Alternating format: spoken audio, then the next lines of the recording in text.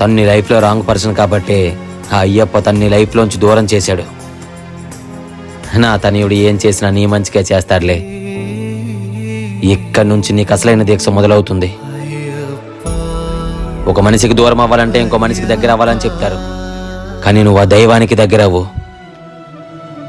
పూజలు ఏదో కూర్చున్నామని కూర్చోకుండా నిశ్శబ్దంగా ఒక్కసారి అయ్యప్ప ముఖం చూడు.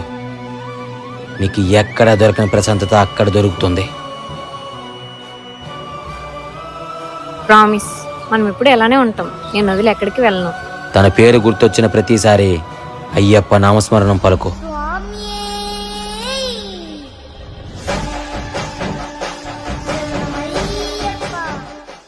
ఏంటి కాల్ చేసి రమ్మన్నావు? ఏంటి స్వామి కాల్స్కి రెస్పాండ్ అవ్వట్లేదు, మెసేజెస్ చూడట్లేదు, ఏమైంది తనకి? ఇంకేం మొహం పెట్టుకుని నీతో మాట్లాడతారు? నేను అలా మాట్లాడి ఉండకూడదు, తప్పే. కానీ నా బాధను అర్థం చేసుకోలేదు.